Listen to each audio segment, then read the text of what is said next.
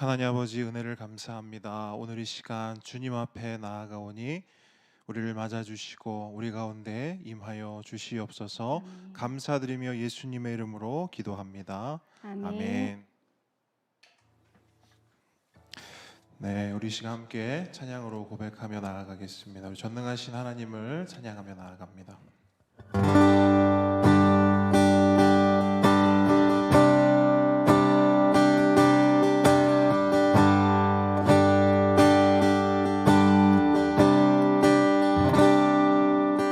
전능하신 나의 주 하나님은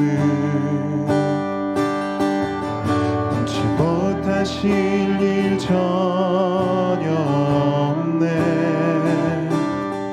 우리의 모든 간구도 우리의 모든 생각도 우리의 모든 꿈과 모든 소망도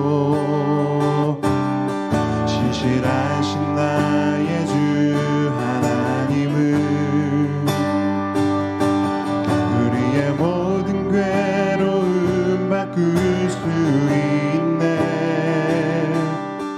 불가능한 일 행하시고 죽은 자를 일으키시니 그를 이길 자 아무도 없네.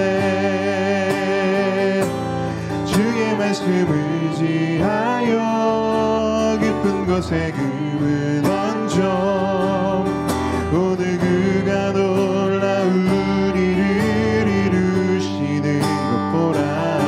주의 말씀을 의지하여 믿음으로 금을 던져 믿는 자에게 능치 못함 없네.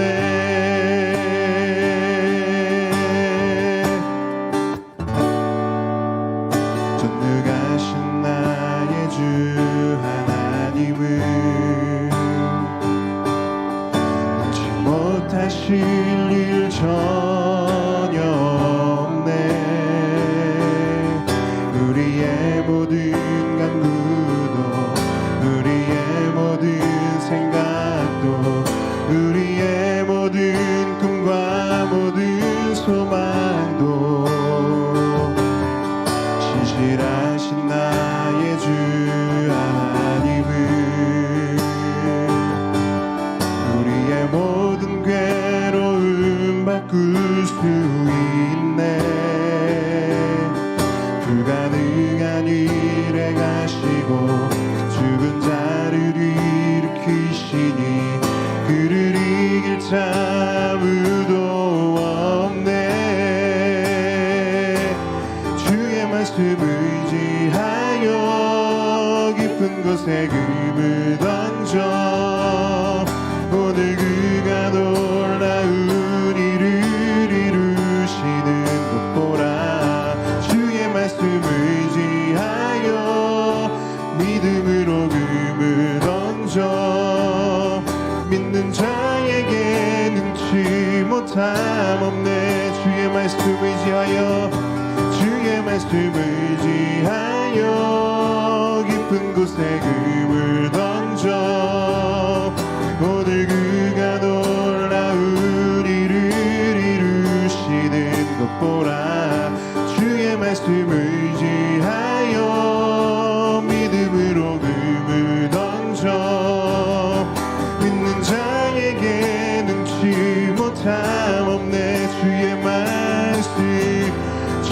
말씀 의지하여 깊은 곳에 금을 던져 오늘 그가 놀라운 일을 이루시는 것 보라. 주의 말씀 의지하여 믿음으로 금을 던져 믿는 자에게 능치 못함 없네. 믿는 자에게 능치 못함 없네. 믿는 자에게 능치 못함 없네.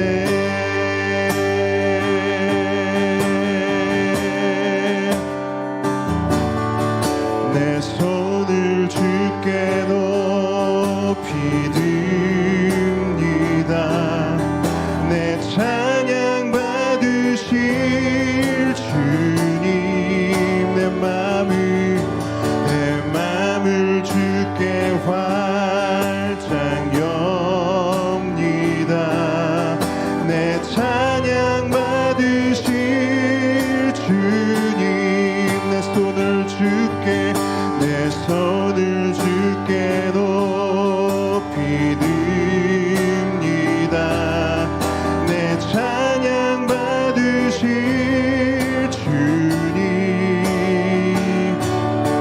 내 맘을 주께 활짝 엽니다.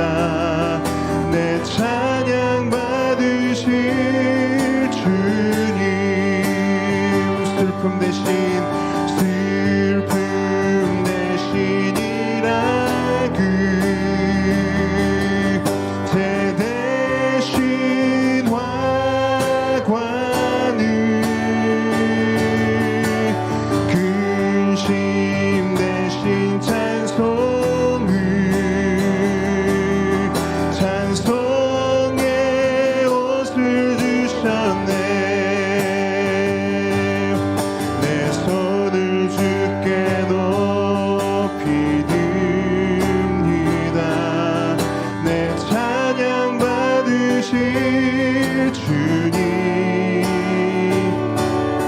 내 맘을 주께 활짝 엽니다. 내 찬양 받으실 주님. 슬픔 대신이라 그 대대신 화관을 아멘. 근심 대신 찬송의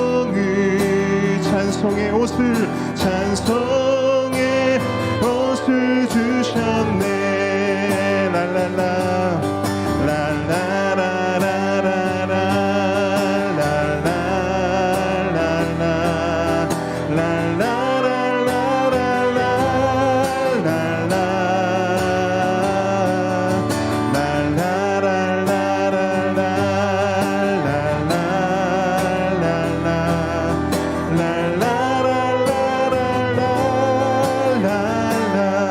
슬픔 대신이라 그 제대신 화관을 근심 대신 찬송의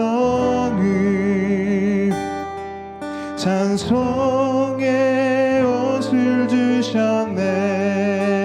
슬픔 대신이라 그 제대신 화관을 근심 대신 찬송의 옷을 주셨네. 랄랄라 랄라랄라랄라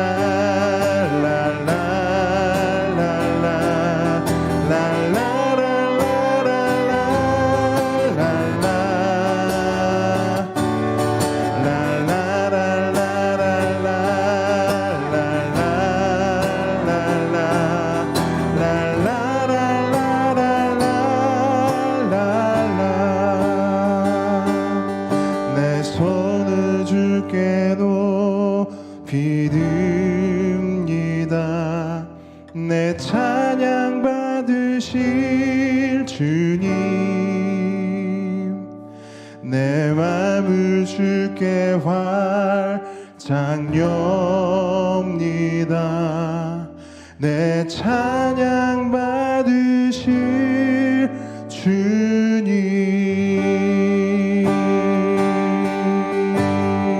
아멘. 찬양받기 합당하신 주님께 우리 마지막으로 이 고백을 올려드립니다. 온 땅에 주인 되신 주님이 내 이름 아시며 상한 맘 돌보네. 어둠을 밝히시는 새벽별, 방황하는 내 맘 주의 길 비추시네. 나로 인함이 아닌 주가 행하신 일로, 나의 행함이 아닌 오직 주로 인하여 나는 오늘 피었다 지는 이름 없는 꽃과 같네. 바다에 있는 파도 안개와 같지만 주는 나를 붙드시고 부르짖음 들으시며 날 귀하다 하시네.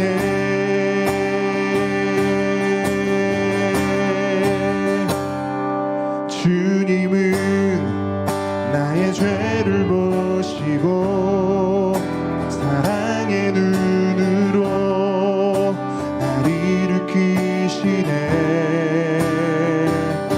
바다를 잠잠하게 하시듯 내 영혼의 폭풍 고요케 하시네.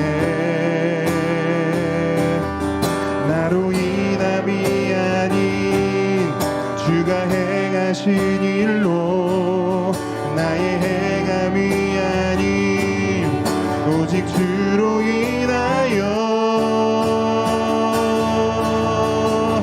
나는 오늘 피었다 지는 이름 없는 꽃과 같네. 바다에 있는 파도 안개와 같지만 주는 나를 붙드시고 부르짖음 들으시며 날 귀하다 하시네. 나는 오늘 피었다 지는 이름 없는 꽃과 같네. 바다에 있는 파도 안개와 같지만 주는 나를 붙드시고 부르짖음 들으시며 날 귀하다 하시네. 나는 오늘 피었다 지는 이름 없는 꽃과 같네. 바다에 있는 파도 안개와 같지만 주는 나를 붙드시고 부르짖음 들으시며 날 귀하다 하시네. 나 오직 주의 것, 나 오직 주의 것. 아멘. 나 오직 주의 것, 나 오직 주의 것, 나 오직 주의 것, 나 오직 주의 것. 믿음으로 고백합니다. 나 오직 주의 것, 나 오직 주의 것,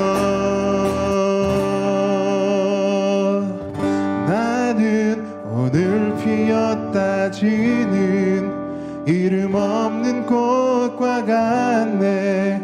바다에 있는 파도 안개와 같지만 주는 나를 붙드시고 부르짖음 들으시며 날 귀하다 하시네.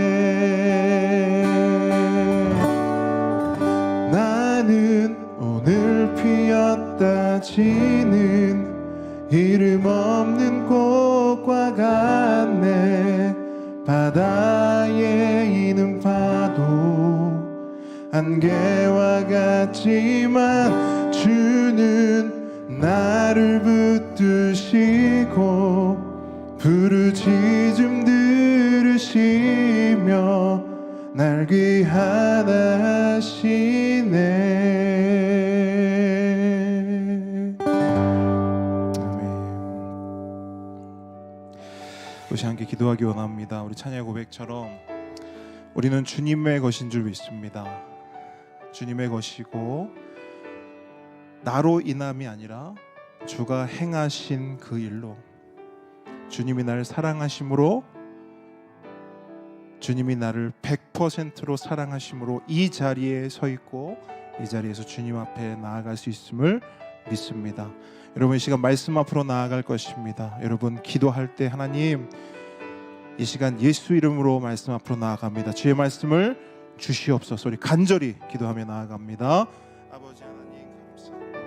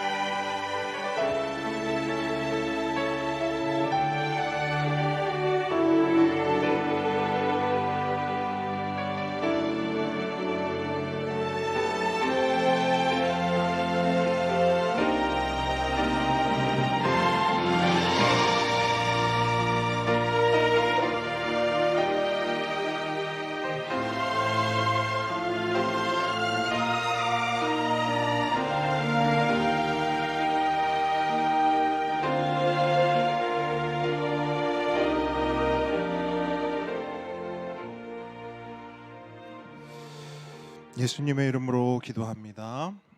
아멘. 오늘 주님께서 우리에게 주시는 말씀은 요한복음 15장 4절로 9절입니다.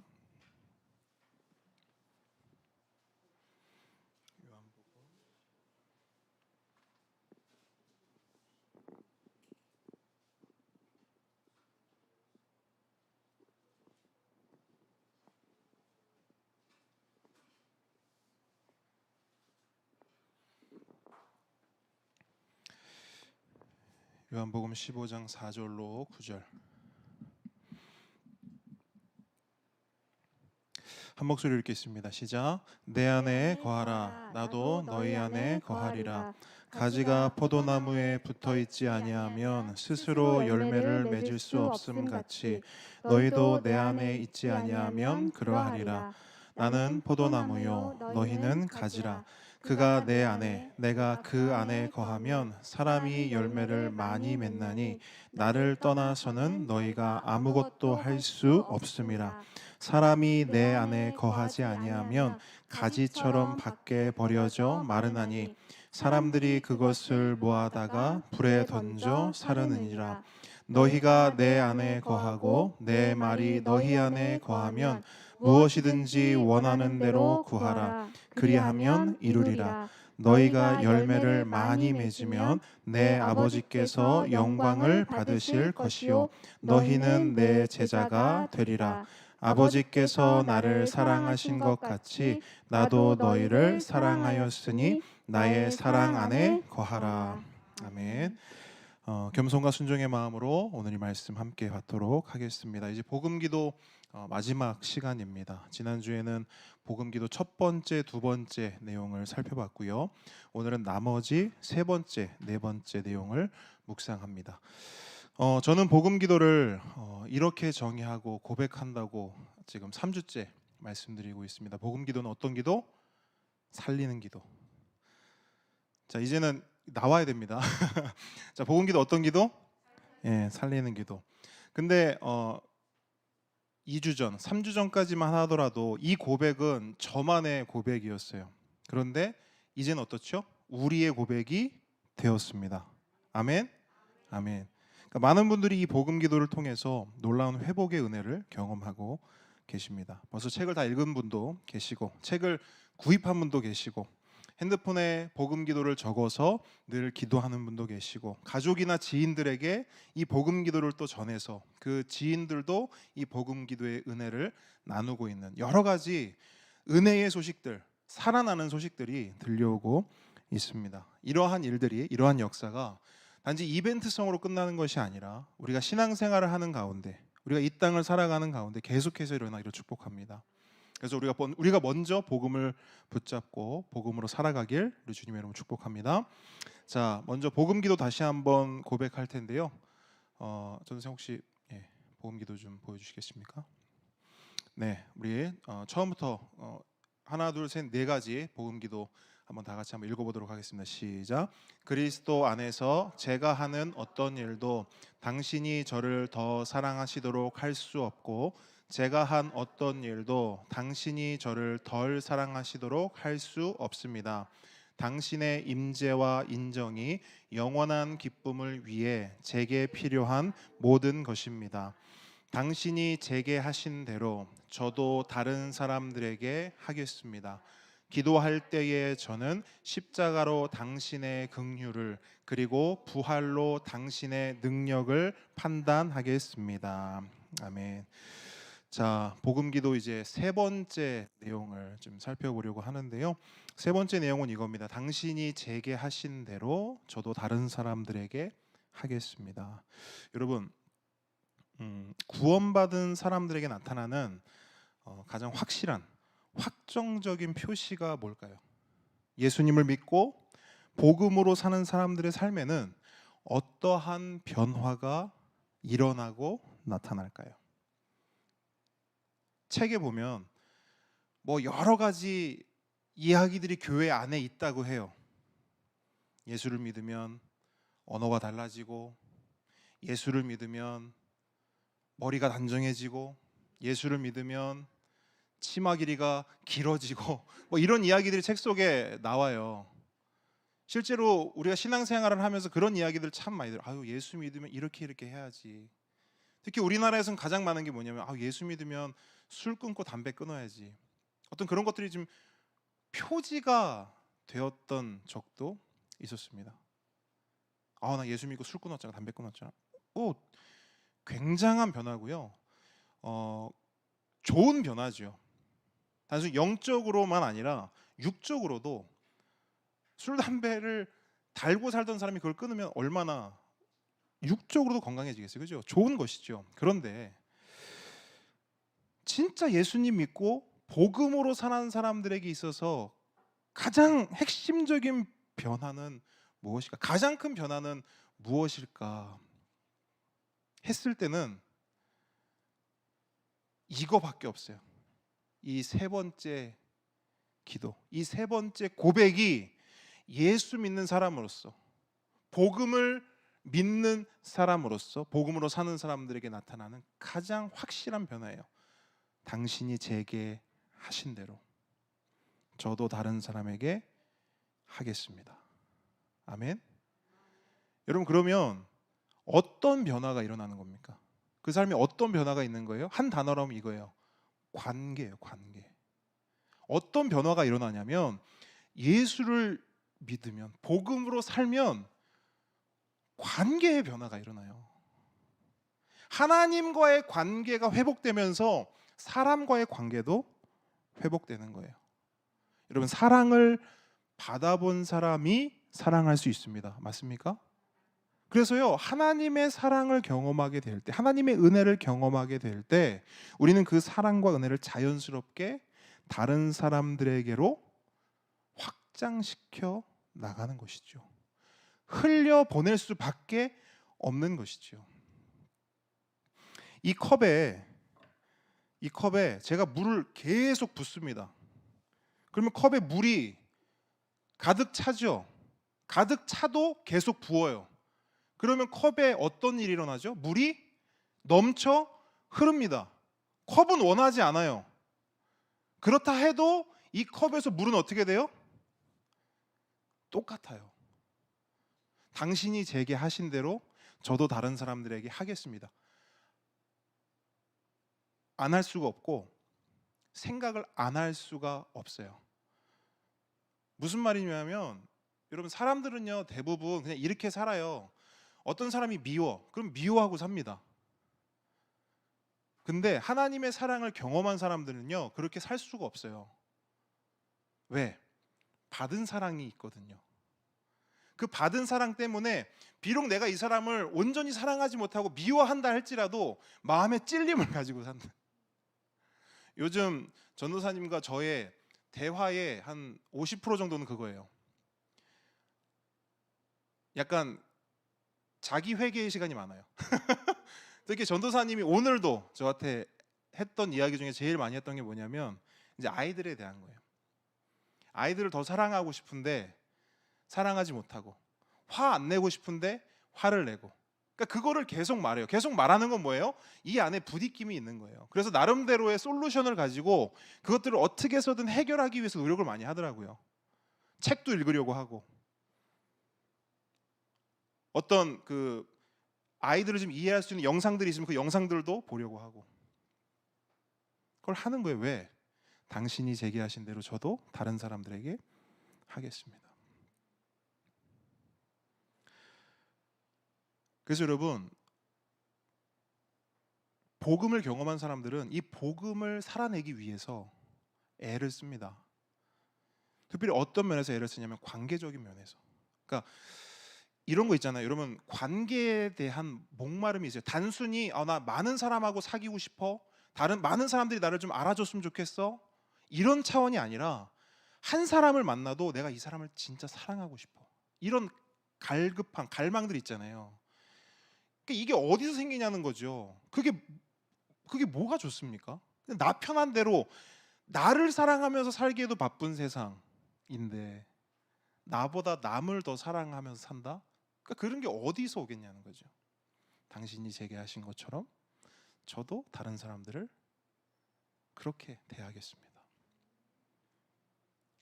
그래서 여러분, 복음을 알아가고 경험하면요, 눈이 변화됩니다. 입이 변화되고요, 손과 발이 변화됩니다. 이걸 다른 말로 하면 이렇게 할 수 있어요. 사람을 보는 시각이 달라지고, 사람들에게 한마디를 해도 하는 말이 달라지고, 좀 더 구체적으로 하면 아까 손과 발 말씀드렸죠. 진짜 복음을 경험하기 시작하잖아요. 그러면 돈을 사용하는 방법도 달라져요. 시간을 사용하는 방법도 달라지고, 자신이 가지고 있는 은사나 재능을 사용하는 방식도 달라집니다. 그러니까 진짜 여러 가지로 전인적인 변화들이 일어나는 것이죠. 그래서 이러한 변화와 관련해서, 그러니까 너희들이 진짜 제대로 사랑 받으면, 제대로 은혜 받으면 변화가 되어야 해. 이런 관점에서 예수님께서 한 가지를 이야기하신 게 있어요. 그 이야기가 뭐냐면 마태복음 18장에 기록된 이야기인데, 우리가 잘 아는 이야기예요. 10,000달란트 빚진 사람의 비유입니다. 어떤 한 사람이 있어요. 근데 그 사람은 10,000달란트를 빚을 지었습니다. 10,000달란트가 한 얼마 정도 될 것 같으세요? 퀴즈, 저희 보배들 한번 맞춰봅시다. 10,000달란트. 여러분 달란트 시장 하잖아요. 보통 얼마씩 모으나요? 100달란트, 500달란트. 근데 성경 보니까 이 사람은 10,000달란트를 빚졌대요. 대충 한 얼마 정도? 여러분 돈도 아닌데 한번 뭐 질러보세요. 한번 얼마? 1억. 아, 우리 은서가 통이 제일 크네요, 그죠? 자, 10,000달란트가 얼마냐? 그러니까 오늘날 그 원화로 그러니까 환산을 해보면 그냥 제일 작게 환산해도요 최소 3조 원입니다. 역시 우리나라 사람들은요 이제 억으로도 안 놀래요. 조 정도 돼야 야 그거 엄청난 돈이네 이렇게. 우리 예전 같았으면 억 이러면 억 이랬잖아요. 근데 요즘에는 억 가지고는 억이 안 나와요. 조 정도 돼야 돼요. 10,000달란트가 그 정도의 가치를 가진다고 해요. 최소 3조 원. 근데 이 사람이요 이 3조 원을 지금 당장 갚아야 되는 거예요. 오늘 갚아야 되는 거예요. 근데 3조 원이 있어요 없어요? 그럼 3조 원이 어디 있어요? 그래서 지금 이 사람은 어떻게 되냐면 이 3조 원을 갚지 못하면 당장 감옥에 끌려가요. 그리고 그 감옥에서 이 빚을 갚을 때까지 평생 노동을 해야 합니다. 죽을 때까지. 그런데 당시 노동법에 의하면, 당시 법에 의하면 그 사람만 감옥에 가는 게 아니에요. 그 사람의 가족도 감옥에 가야 되고요. 그 후손들도 대대로 그 3조 원, 10,000달란트의 빚을 갚을 때까지 감옥에 갇혀서 일을 해야 되는 거예요. 그 사람의 인생은 어떻게 되는 거예요? 망한 거죠. 그죠? 그 사람의 인생일 뿐 아니라 그 가족, 그 후손의 그 자손 대대로 망한 거예요. 10,000달란트 때문에. 그래서 그 사람은 망연자실할 수밖에 없었죠. 그래서 그는 땅바닥에 엎드렸습니다. 그리고 빌었어요. 긍휼을 구했습니다. 반드시 빚을 갚을 때니 제발 시간을 좀 주십시오. 저 좀 살려주십시오. 우리 가족 좀 살려주십시오. 근데요, 그 이야기를 보니까 바로 그때 그 누구도 상상하지 못했던, 기대하지 못했던, 예상하지 못했던 일이 일어납니다. 그 빚을 받아야 할 사람이, 그 채권자가 이렇게 말하는 거예요. 너의 빚을 다 탕감해 주마. 그러니 이제 10,000달란트 다 잊어버려라. 나 너에게 받을 생각 없고 너도 나에게 줄 돈이 없다. 넌 나에게 더 이상 빚진 것이 없다. 여러분, 그 사람의 마음이 어떨까요? 상상이 되십니까? 상상이 안 되죠. 제가 상상이 되게끔 해드릴게요. 여러분, 갑자기 은행에서 전화가 왔어요. 누구누구 씨, 그 대출하셨던 모든 금액 오늘부로 탕감되었습니다. 갑자기 또 카드사에 전화가 와요.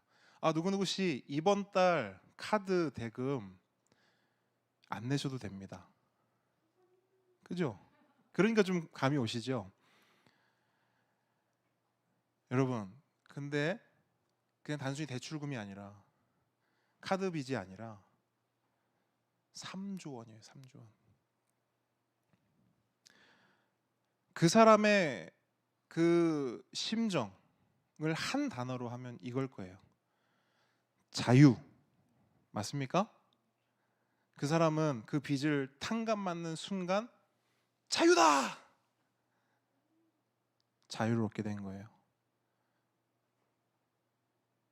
일평생 가지고 있던 이 마음의 짐을 완전히 벗어버린 그래서 정말 깃털처럼 가벼운 마음으로 집으로 향합니다. 이 소식을 아내에게도 말해야 되고 아이들에게도 말해야 되고 친척들에게도 말해야 돼요. 무려 10,000달란트를 탕감받았어. 나 이제 자유야. 들뜬 마음으로 집으로 가는데요.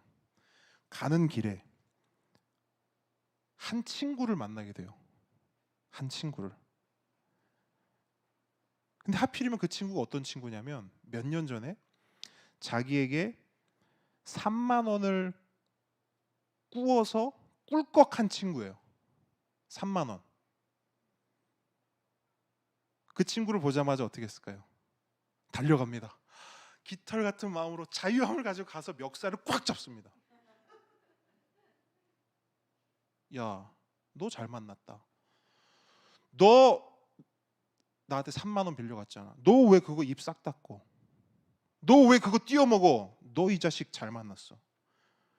너 지금 당장 3만 원 갚어. 이거 완전 도둑놈 아니야 이거. 감히 내 돈 3만 원을 꿀꺽해? 너 아주 잘 만났어. 너 지금 경찰서 가자. 너 내가 가만 안 둘 거야. 그랬더니 멱살을 잡힌 친구가 이렇게 말해요. 아 진짜 미안해. 일부러 그런 거 아니야. 너도 알다시피 내가 몇 년 동안 사정이 계속 안 좋았잖아. 내가 어떻게 해서든 갚을 테니까 나한테 제발 조금만 시간을 주라. 제발. 제발 제발. 그 간절한 부탁 앞에 이 사람은 찬바람이 쌩 불어요. 안 돼. 무슨 소리야. 지금 당장 갚어. 너 지금 입고 있는 옷이라도 벗어. 아니면 너는 지금 바로 콩밥이야. 결정해. 3만 원 갚을래? 아니면 나랑 지금 경찰서 갈래?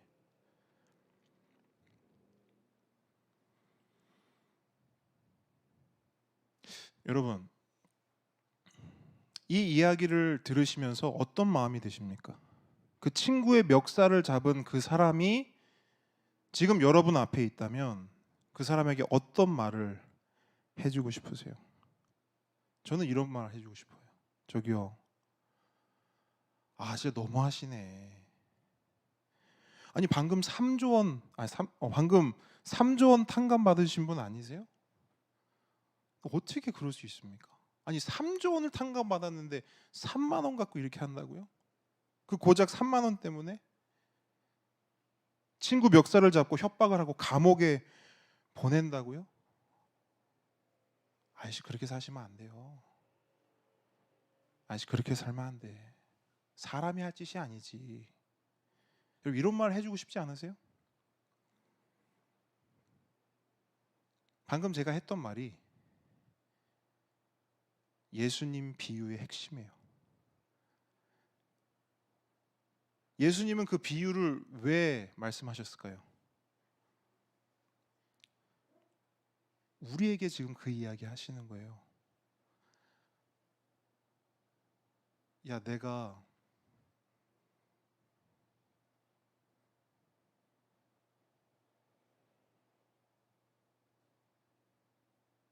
너의 모든 죄를 용서해 줬잖아. 너 사랑받을 자격 없는데 내가 너 사랑하잖아. 100% 사랑하잖아. 너 용서받을 수 없는 존재인데 내가 너 용서했잖아.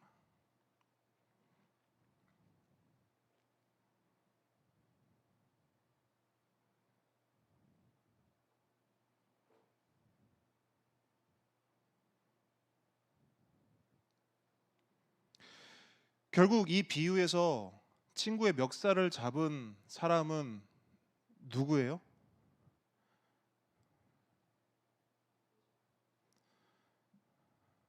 오른손 들어보세요. 나. 그 사람 나쁜 사람이죠. 근데 그 나쁜 사람이 누구예요? 예수님이 우리의 이야기를 하시는 거예요. 그 이야기를 잘 들어봐. 내가 누구 이야기 하나? 네 이야기 하나. 여러분, 하나님께 용서를 받고도 다른 사람을 용서할 줄 모른다면 우리는 아직 용서를 알지 못하는 것입니다. 하나님께 사랑받고도 다른 사람을 사랑할 줄 모른다면 우리는 아직 사랑이 무엇인지 잘 모르는 거예요. 그리고 실제로 우리는 아직 용서를 잘 모릅니다. 사랑을 잘 몰라요. 그래서 용서할 줄도 모르고 사랑할 줄도 모릅니다. 물론 마음은 있어요. 용서하고 싶은 마음도 있고 사랑하고 싶은 마음도 있어요. 근데 문제는 안 돼요. 그러면 이제 물어보셔야죠. 그럼 목사님 어떻게 해야 돼요? 용서하고 싶은데 용서가 안 돼. 어떻게 해야 되죠? 사랑하고 싶은데 사랑이 안 돼. 어떻게 해야 되죠? 그래서 우리에게 필요한 게 뭐냐면요, 복음인 거예요. 그래서 우리는 오늘도 복음이 필요하고 예수님이 필요하고 예수님의 사랑과 은혜가 필요한 겁니다. 그래서 계속 말씀드리는 거예요. 복음으로 돌아갑시다. 복음을 붙잡읍시다. 복음으로 오늘도 살아갑시다. 하나님, 당신이 제게 하신 대로, 저를 용서하신 대로, 저를 사랑하신 대로, 저를 용납하신 대로 저도 다른 사람들에게 그렇게 하겠습니다. 내가 용서받은 대로 용서하겠습니다. 내가 받은 그 사랑으로 사랑하겠습니다. 내가 받은 그 용납으로, 내가 받은 그 품어주심으로 다른 사람을 용납하고 품겠습니다. 여러분, 복음에는 능력이 있습니다. 그래서 복음을 정말로 믿는 사람들은 복음처럼 되어갑니다. 복음처럼 살아갑니다. 그래서 복음의 은혜 가운데 흠뻑 젖은 사람들은요, 용서해요, 사랑합니다, 용납해요. 그렇기 때문에 우리가 해야 될 것은 무엇이냐? 복음으로 돌아가는 것입니다. 복음을 붙잡는 것입니다. 복음 기도를 통해, 매일매일 드리는 복음 기도를 통해 나를 복음으로 바꾸고 변화시키는 것입니다. 여러분, 명심하세요. 이게 우선입니다. 이게 먼저예요. 근데 사람들은 오해합니다. 착각해요. 자꾸 되지도 않는 용서를 내가 하려고 해요. 할 수도 없는 사랑을 내가 어떻게든 사랑하겠다고 발버둥 치고 절절매요. 근데 그게 아니에요. 내 힘으로는 용서 못합니다. 나에게는 용서할 수 있는 힘이 없어요. 우리는 사랑할 수 없어요. 첫 주에 말씀드렸죠. 우리는 사랑이 없다고요. 우리는 사랑을 만들어낼 수도 없고 사랑할 수도 없어요. 그래서 우리가 내 힘으로 용서하려고 하면 하는 족족 실패하는 거예요. 없는 사랑을 가지고 사랑하려고 하면 늘 넘어지는 거예요. 실족하는 거예요. 좌절하는 것이죠. 그러다가 용서도 포기하고 사랑도 포기해버려요. 근데 그렇게 하는 게 아니라고요. 용서나 사랑은요, 사랑이 와야 사랑을 주죠. 물을 쏟아 부어야 물이 넘치듯 사랑이 와서 내 안에 넘쳐야 사랑을 하죠. 용서가 와야 용서할 수 있는 것입니다. 여러분, 누군가를 용서하고 싶으십니까? 그러면 내가 용서할 사람을 먼저 찾지 마세요. 내가 용서할 방법을 먼저 찾지 마세요. 우리가 먼저 찾아야 할 분은 나를 용서하신 하나님이에요. 하나님의 그 용서에 우리가 푹 잠길 때, 하나님의 그 용서가 내 안에 넘쳐 흐를 때, 바로 그때 용서할 사람을 찾는 거예요. 그게 용서의 순서예요. 누군가를 사랑하고 싶으세요? 그 사람을 이해하고 싶고 용납하고 싶고 품어주고 싶고 안아주고 싶으세요? 그러면 그 사람을 만나기 전에 우리는 먼저 하나님 앞에 달려가야 돼요. 그리고 하나님 품에 안겨야 돼요. 그리고 그 하나님 품 안에서 나를 향한 100%의 사랑, 변함없는 사랑, 언제나 날 이해해 주시고 날 용납해 주시는 그 사랑을 충분히 누려야 합니다. 언제까지 그렇게 되냐면요, 따라합니다. 차고 넘칠 때까지.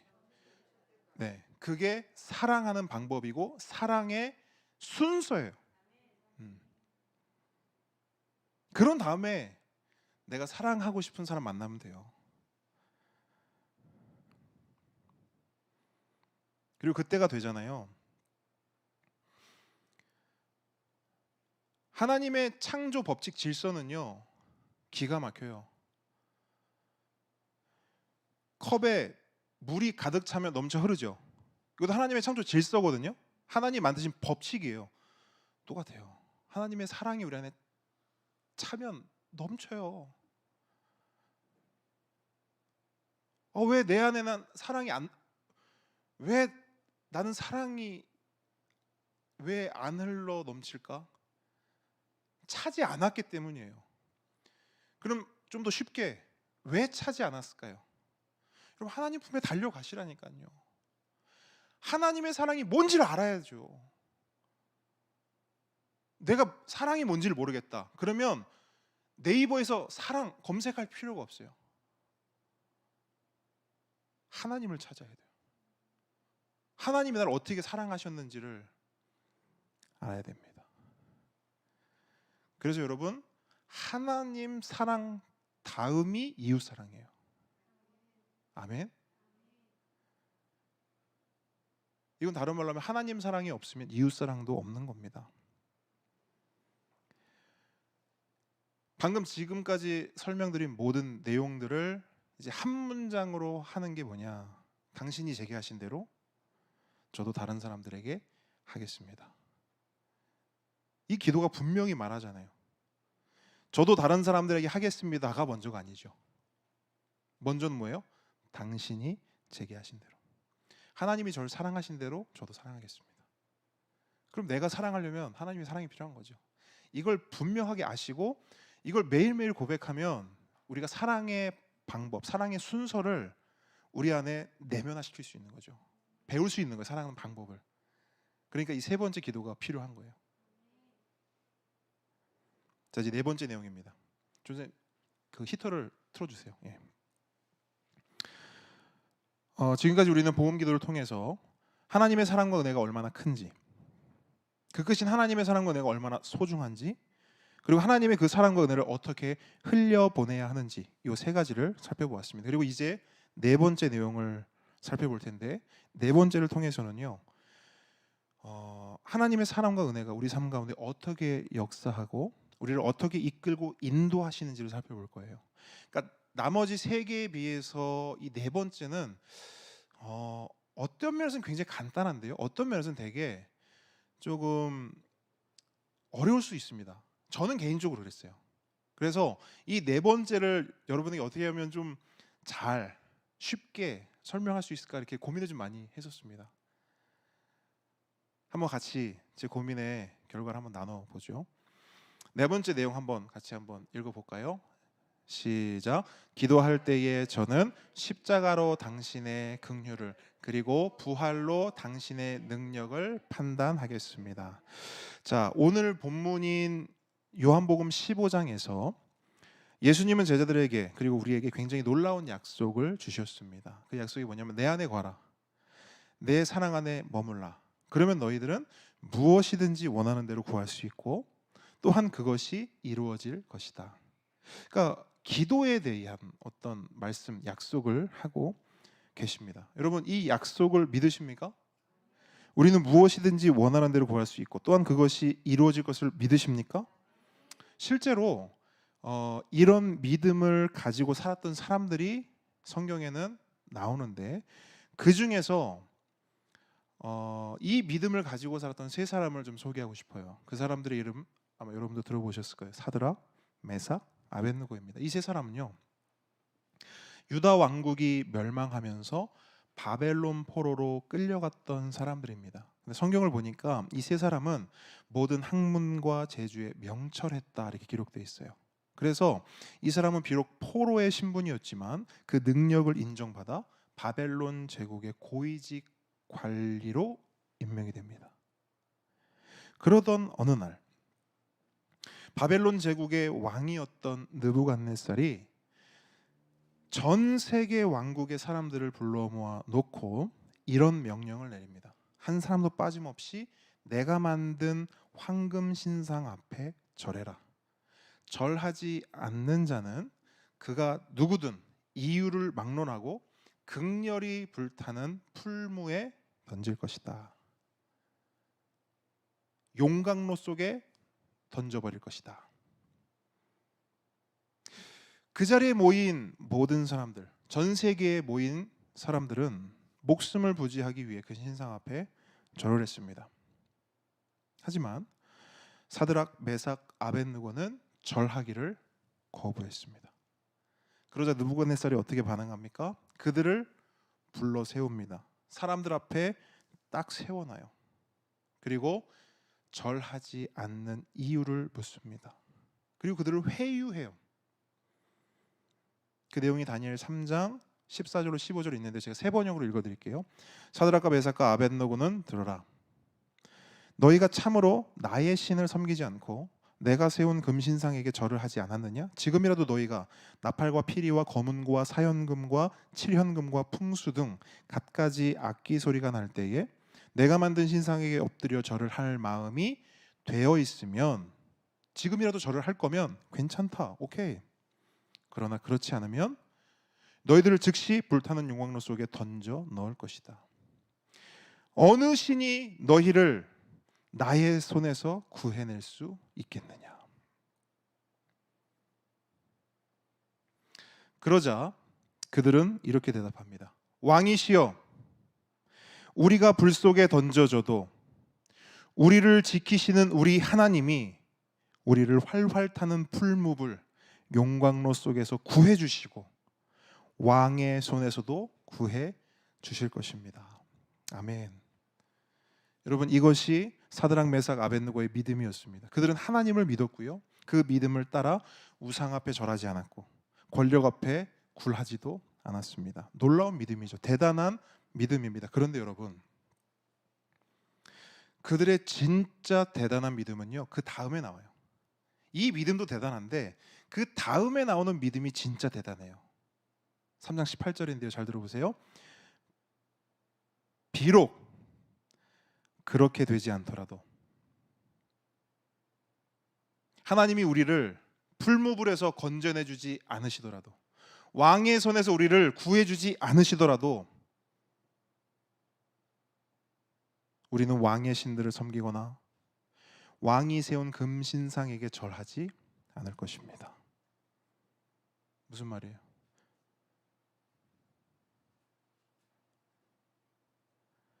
하나님이 내가 원하는 대로, 내 뜻대로, 내 소원대로, 나의 기도 제목대로 응답해 주시지 않으시더라도 나는 하나님을 믿을 것입니다.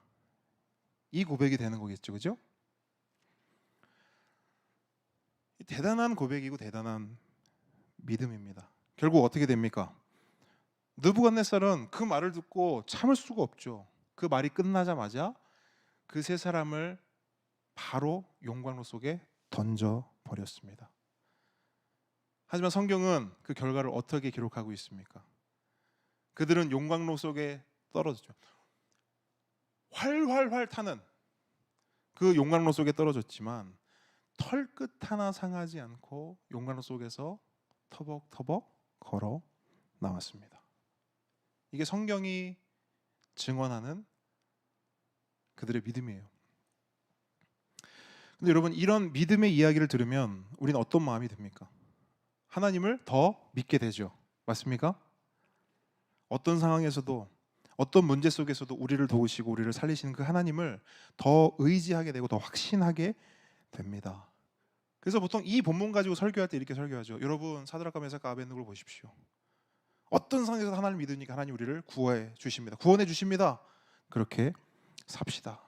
그 담대한 믿음을 가지고 삽시다. 보통 이렇게 설교가 된단 말이죠. 그런데 여러분, 만약 그 이야기의 끝이, 그 마지막이 우리의 생각과 다르다면, 우리가 기대하는 것과 다르다면 어떨까요? 사드락, 메삭, 아벳느고가 그들의 믿음을 따라 절하기를 거부했고 느부갓네살이 그들을 용광로 속에 던졌을 때 그들이 그대로 죽어버렸다면, 불타 죽어버렸다면, 흔적도 없이 녹아 없어졌다면 우리는 그 이야기를 마주할 때 어떨까요? 근데 여러분, 우리의 현실을 한번 보세요. 성경에 기록된 그 엔딩이 많습니까? 아니면 방금 제가 말씀드렸던 이 엔딩이 많습니까? 우리 현실을 보면 우리의 삶은 우리가 생각한 대로, 우리가 기대한 대로, 우리가 기도한 대로 잘 되지 않습니다. 맞습니까?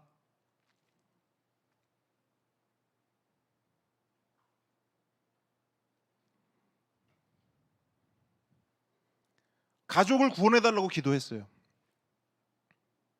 병을 고쳐달라고 기도했습니다. 재정의 문제를 해결해달라고 기도했어요. 그런데 그렇게 기도할 때마다 우리가 원하는 대로, 우리가 기도한 대로 딱딱 되던가요? 아니요. 물론 될 때도 있습니다. 하지만 안 될 때가 훨씬 많아요. 훨씬 많아요.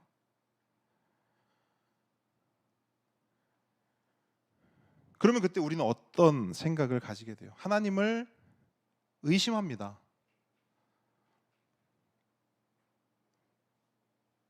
저만 그런가요? 여러분, 하나님을 의심하게 돼요. 빼지 맙시다. 우리요, 하나님을 의심할 뿐 아니라 하나님께 실망합니다. 그리고 하나님께 서운한 마음이 들어요.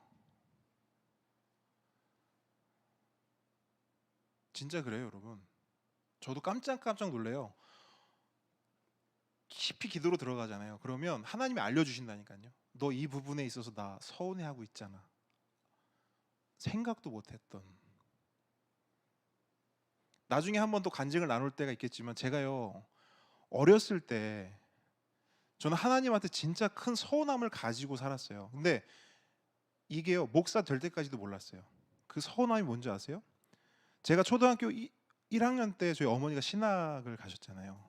근데 그 어린 마음에 제 안에 어떤 마음이 있었냐면, 하나님이 엄마를 뺏어갔다, 이 마음이 있었어요. 그 서운함을 가지고 평생을 산 거예요. 저는 몰랐어요. 근데 하나님이 보여주시고 알려주셨어요. 그러니까 여러분, 이런 서운함들이 우리 안에 숨겨져 있다니까요. 내 안에 있는 서운함 우리가 다 알지 못해요. 근데 있어요. 근데 여러분 보세요. 그런 서운한 마음을 가지고 그러한 영적 상태로 하나님을 믿을 수 있습니까? 없어요. 제가 말씀드릴게요. 여러분, 하나님이 왜 안 믿어지는지 아세요? 간단해요. 믿을 수 없으니까요. 하나님을 신뢰할 수 없으니까요. 여러분, 사람하고도요, 그 사람한테 내가 서운한 마음이 있고, 내가 이 사람한테 어떤 말을 해도 이 사람은 내 말 듣지 않을 거야, 내가 해달라는 대로 해주지 않을 거야, 그런 마음이 있으면요, 이 사람 믿어요? 안 믿어요. 그 사람을 왜 믿어요? 똑같아요.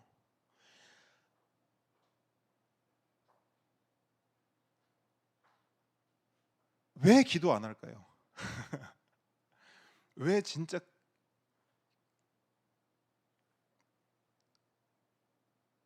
우리 안에 경험이 있는 거예요. 기도를 하면서도 내가 이렇게 기도한다고 될까?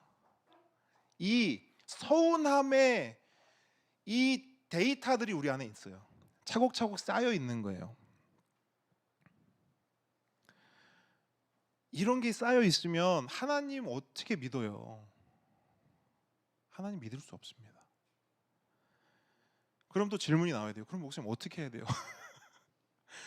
이 안에 있는 서운함 이거 어떻게 해야 돼요? 그래서 이때 필요한 고백이 뭐냐면요, 그리 아니하실지라도요. 따라합니다. 그리 아니하실지라도. 여러분, 이 고백이 필요한, 이 믿음이 필요한 거예요. 그리고 이 믿음의 고백을 복음 기도로 바꾸면 네 번째 기도가 되는 거예요. 제가 이거를 설명드리기 위해서 정말 애를 많이 썼어요. 그러니까 이 그리 아니하실지라도를 복음 기도로 바꾸면 이게 되는 거예요. 기도할 때에 저는 하나님 저 딴 거 안 보겠습니다. 서운한 마음 그런 거 없어요. 그런 거 모르고 뭐 하나님이 응답 안 해 모르고 저는 기도할 때마다 십자가를 보면서 십자가로 당신의 긍휼을 그리고 부활로 당신의 능력을 판단하겠습니다. 내가 그거 붙잡고 기도하겠습니다. 이게 복음 기도인 거예요. 네 번째 복음 기도. 조금 더 설명드릴게요. 이거예요.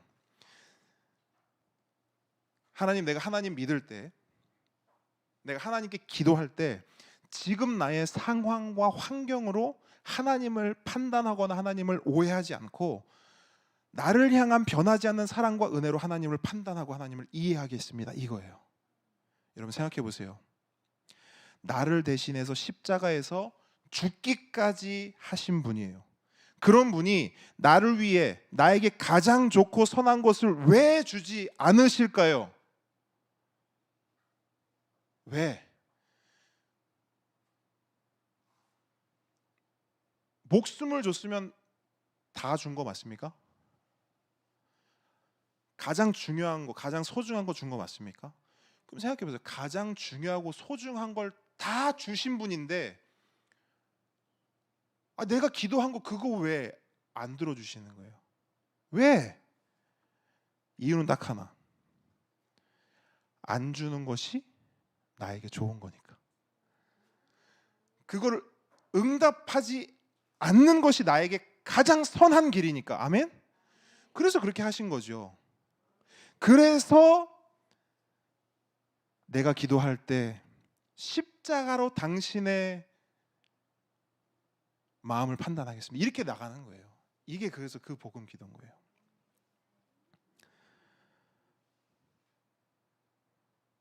또 한 가지. 나에게 영원한 생명을 주시기 위해 십자가에서 죽으신 상태로 끝난 것이 아니라, 그러니까 하나님은 그냥 사랑만 많으신 분이 아니고 능력도 많으신 분이거든요. 그러니까 사랑의 하나님이면서 능력의 하나님인 거예요. 근데 여러분 이거 보세요. 진짜 중요하거든요. 아버지가 있는데 아버지가 사랑만 많아요. 능력은 없어. 그럼 어때요? 설명 안 해도 아시겠죠? 근데 아버지가요, 능력은 됐다 많아요. 돈도 많고 힘도 있어요. 근데 사랑이 없어. 어때요? 이게 완성이 돼요? 아니에요. 진짜 좋은 아버지는 사랑도 100%, 능력도 100%여야 돼요. 사랑하는 만큼 능력을 베풀 수 있어야 진짜 좋은 아버지. 그러니까 여기서 말하는 건 그 모든 아버지들이 그렇게 돼야 된다는 게 아니라, 우리가 하나님을 아버지라고 부르는데 진짜 좋은 아버지는 사랑 100%, 능력 100%. 능력도 있으신데 사랑도 하셔. 사랑이 있으신데 능력도 있으셔. 이게 돼야 되거든요. 그래서 아까 앞서 설명드렸던 거는 십자가로 그 하나님의 사랑을 보여주는 거고, 부활은 뭘 보여주는 거? 능력을 보여주는 거예요. 자, 나에게 영원한 생명을 주시기 위해 죽음을 이기시고 죽음 가운데 있지 않으시고 부활하신 분입니다. 아까 말씀드렸죠. 생명을 주면 가장 소중하고 중요한 거 다 준 거라고 말씀드렸죠. 맞죠? 그럼 보세요. 죽음에서 죽음을 이기고 살아났어요. 이게 어떤 능력인 줄 아세요? 이게 가장 큰 능력인 거예요. 죽음을 이긴 능력이 최고의 능력인 거예요. 사람은 할 수 없는, 맞습니까? 그 능력을 가진 분이에요. 근데 그 능력의 하나님이 왜 내 기도는 안 들어주시냐는 거예요. 묻습니다. 능력이 없어서일까요? 힘이 없어서일까요? 이유가 있는 거예요. 아멘? 그래서 우리가 흔히 하는 말로 내 뜻대로 되는 것만 응답이 아니라, 아직 아니야, 기다려, 이거 응답이 아니에요. 응답. 이거 안 돼, 해줄 수 없어, 응답이 아니에요. 네. 하나님의 응답은 세 가지예요. 그리고 이 세 가지를 인정하고 그리 아니하실지라도 하나님을 믿겠습니다. 그리 아니하실지라도 하나님, 저 계속 기도할 겁니다. 이게 복음 기도예요. 마지막 네 번째. 기도할 때에 저는 십자가로 당신의 긍휼을 그리고 부활로 당신의 능력을 판단하겠습니다. 내 계획대로 되지 않을지라도, 내 뜻대로 되지 않을지라도, 내가 원하는 것을 내 손에 쥐지 못할지라도 나를 향한 복음, 나를 향한 100% 사랑, 나를 향한 100% 은혜, 나를 향한 놀라운 능력, 그거 변해요 안 변해요? 안 변해요. 그러니까 그걸 붙잡는 게 복음 기도예요. 그래서 그러니까 우리가 평상시에 하는 말들이 여기에 사실 다 녹아 있는 거예요. 다 녹아 있는 거예요. 그렇기 때문에 마지막 적용만 하고 설교 마무리합니다. 그래서 여러분, 하나님께서 나를 얼마나 사랑하시는지를 알기 위해서 내 통장을 보면 될까요, 안 될까요? 내 통장을 딱 보고 그 잔고를 보고 하나님의 사랑을 거기서 알 수 있어요, 없어요? 하나님이 나를 얼마나 사랑하시고 하나님이 나를 얼마나 잘 인도하고 계시는지를 알기 위해서 내가 지금 가진 직장이나 내가 살고 있는 집이나 평수나 내가 가지고 있는 은사나 내가 가진 상황과 환경 볼 필요 있어요, 없어요? 없어요. 없어요. 이렇게 생각할 수 있잖아요. 내 삶이 너무 가난해. 그럼 이거를 어디로 연결시키냐면 하나님은 그러니까 나 사랑하지 않아. 왜 하나님은 저 사람만 사랑해? 왜 저 사람만 저런 길을 허락하셔? 저 사람을 더 많이 사랑하시겠지. 맞아요, 아니에요? 이거 우리가 오해하는 거죠. 맞습니까? 저 대형교회를 경험했지만 대형교회 이거 되게 심해요.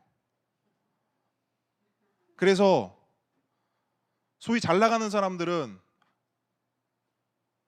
그냥 이런 말이 깔려 있어요. 아유, 하나님이 진짜 복을 많이 주셨어. 혹은 아우, 하나님이 권사님 너무 사랑하셔. 이런 거. 저도 그렇게 그냥 썼어요. 근데 그거 맞아요, 아니에요? 아니에요. 하나님이 우리 그렇게 말하고 그렇게 오해하는 거 보시면 마음 아파하실 것 같아요. 특히 그렇지 않은 사람들을 볼 때 하나님이 진짜 마음 아파하실 것 같아요. 왜? 하나님 마음은 그게 아닌데. 여러분, 그런 거 있잖아요. 우리 요즘엔 그런 드라마 없는, 옛날 드라마 보면 집이 가난해. 근데 그 가난한 아이 옆엔 항상 그 잘 사는 애가 있어. 근데 어느 날 그 잘 사는 애 집에 놀러 가게 된 거예요. 근데 집도 으리으리하고 막 먹을 것도 풍성하고 장난감도 장난 아니야. 이제 그걸 보고 온 이 아이가 집으로 와요. 그리고 엄마랑 아빠 앞에 딱 서. 엄마 아빠 날 사랑하지 않아. 이렇게 말해요. 왜? 엄마 아빠가 날 사랑하면 나도 저런 큰 집, 저 많은 장난감, 저 풍성한 음식 그거 나한테 줘야지. 그거 안 줬으니까 엄마 아빠가 날 사랑하지 않는다라고 말해요. 맞아요, 틀려요? 오해죠. 오해잖아요, 그죠? 엄마 아빠가 안 해주고 싶어서 안 해주는 거예요? 똑같다고요. 똑같다고요. 그러면 말씀드릴게요.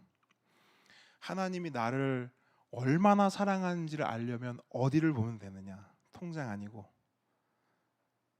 다른 어떤 내 환경 상황 아니고 십자가를 보시면 되는 거예요. 그때 십자가를 딱 보면 하나님이 나 진짜 사랑하시는구나. 변함없이 사랑하시는구나. 왜? 십자가 사랑은 2000년 동안 한 번도 변함이 없어요. 날 버린 적도 없고 날 외면한 적도 없어요. 언제나 그 예수님은 말씀하셔. 내가 널 위해 죽었어. 널 사랑해서 내 모든 걸 줬어라고 말씀해 주세요. 그러니까 하나님이 나를 얼마나 사랑하는지를 알고 싶으시면 엉뚱한 데 보지 마세요. 십자가를 보십시오. 하나님의 능력이 얼마나 대단한지를 알고 싶잖아요. 그러면 딴 거 보실 필요 없어요. 부활을 보세요. 부활을 보세요.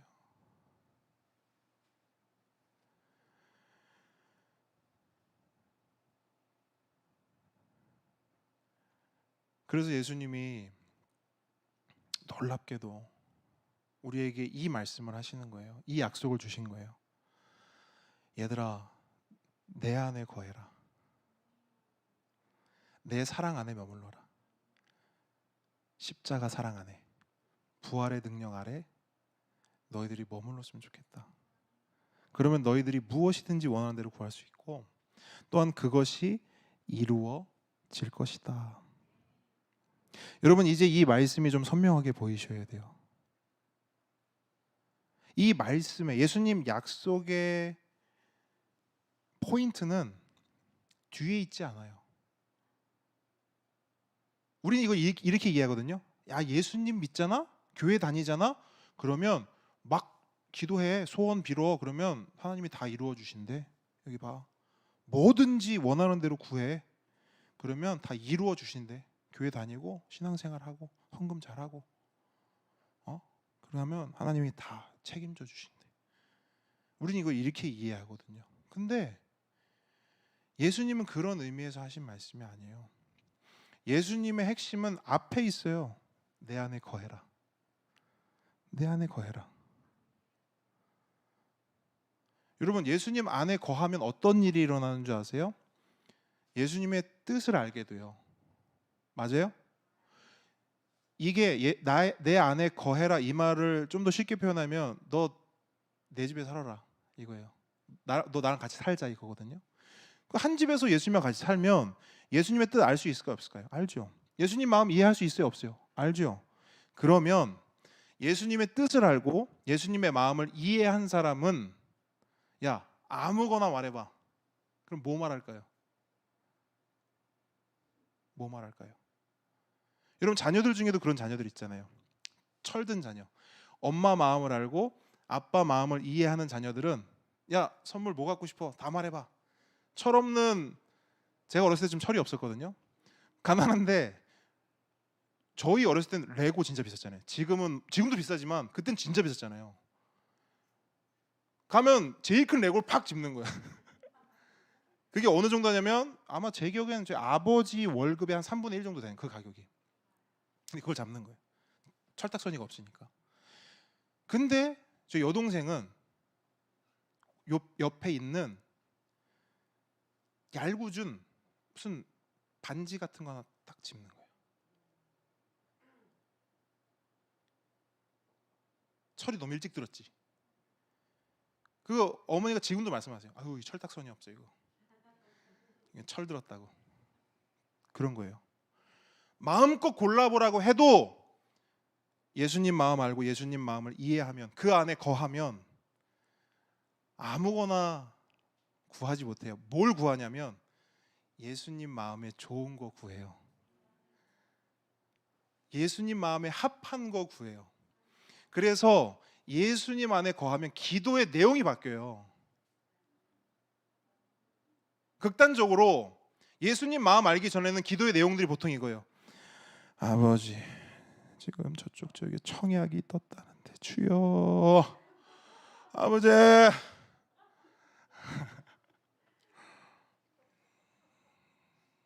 근데 예수님의 마음을 알면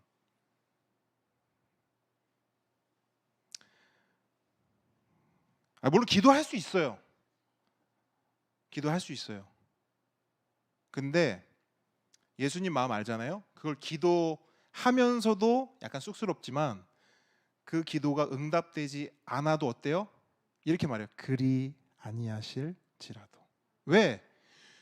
그거 청약 안 돼도 예수님이 나 사랑하시는 거 알아요, 몰라요? 아니까.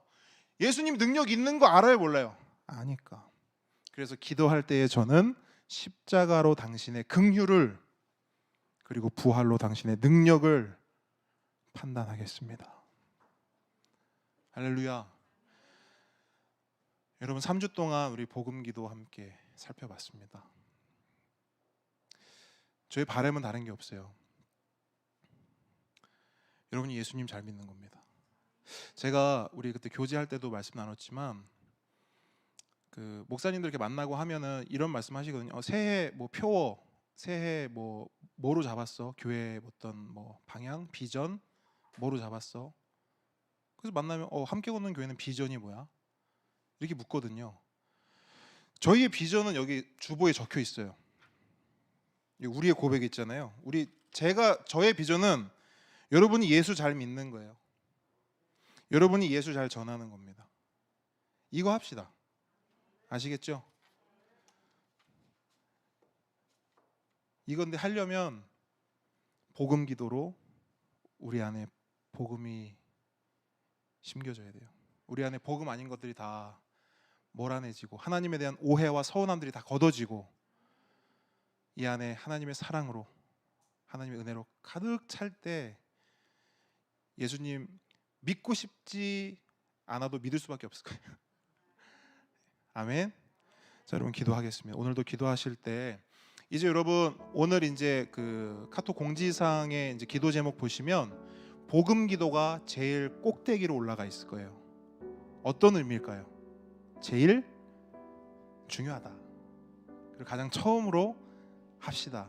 이런 메시지가 담겨 있는 거겠죠. 그래서 여러분 오늘도 여러분들 가지고 나온 기도 제목들 다 기도하시고요. 그 다음에 복음 기도 반드시 하나님 앞에 고백하고 그 다음에 또 우리가 간구하는 여러 가지 기도 제목들 함께 기도했으면 좋겠습니다. 오늘 기도하고 오늘 우리 보배들은 목사님한테 기도하러 요 앞으로 오세요. 그래서 목사님이 기도 받고 그 다음에 우리 보배 친구들도 시간 갖도록 하겠습니다.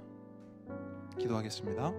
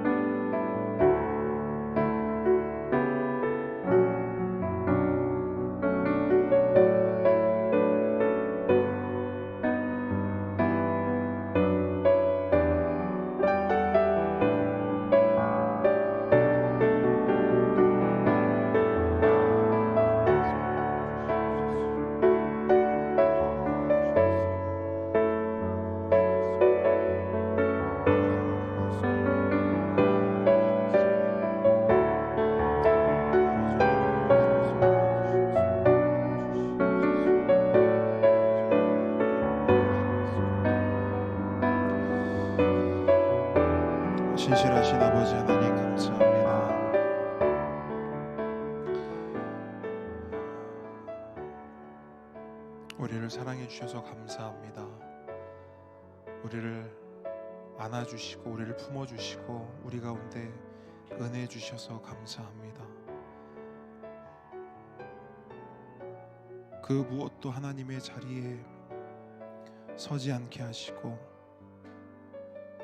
그 무엇도 하나님과 나 사이에 가로막지 않도록 하나님 도와주십시오. 그렇게 우리의 삶을 오직 하나님께 시선을 두고 하루하루를 정말 복음으로 살아낼 수 있도록 우리가 주님 안에 거하겠습니다. 주님과 함께 살겠습니다. 우리와 늘 동행하여 주시옵소서. 감사드리며 예수님의 이름으로 기도합니다. 아멘. 감사합니다, 주님. 네, 모든 예배 마쳤습니다.